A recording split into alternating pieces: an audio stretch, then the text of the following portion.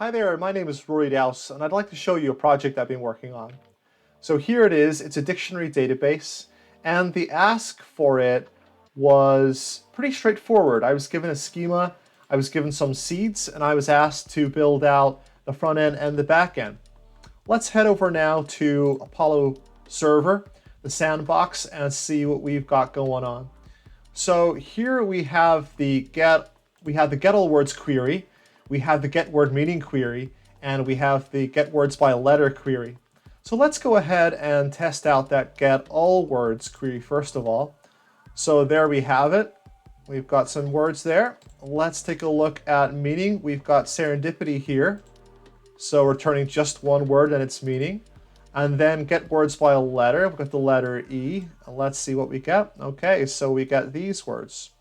So now we'll head over to the front end UI and see what that's looking like. So here we've got search words. That's searching all of the words that have been seeded into the dictionary. We've got word meaning. I think we saw serendipity. Let's test that one. There it is. And we have words by a letter. We tested E before.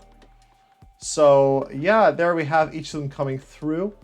In terms of errors, words that don't exist in the dictionary, let's test that as well. So sorry, I could not find serendipity. Does it exist in the dictionary? So search all words, and there we have it. So if we go down to serendipity and copy and paste that in, well, we know it comes up. So I'd like to show you now some parts of the code that I thought were quite interesting. We'll start here. So when I tested all words initially, it was showing the words that came up as they were seeded into the database. So by using the sort method, that allowed me to alphabetize these words. Here, the to lowercase method was necessary for reducing errors. I initially tested this on my iPhone, and when I went to put it in, my iPhone wanted to give the word a capital letter, and that was causing an error. So I immediately thought of the to lowercase method. Admittedly, I put it down here initially, which caused errors because it was happening too late in the process. It needs to happen up here on the handle submit. And the other thing I wanted to talk about was the aesthetic of the front end. So I initially had some challenges thinking, hey, what is this going to look like? I don't want this to be like too boring, but I don't want it to be too flashy. And then I thought, well, hey, what's a dictionary made up of? And it's made up of black and white. And the database field can feel quite black and white as well if that's coming from the CLI. And so that inspired this aesthetic for the front end.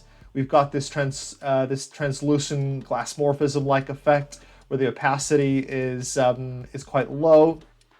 On each of the cards, we've got this image on the background. And so I wanted to keep this as close to that database CLI feel, with just feeling a little more intuitive and easy for the user. I hope this video has been useful and enjoyable. If you'd like to follow me on LinkedIn, then please go ahead. Alternatively, you can access my portfolio at rorydowsedev.com. Thank you.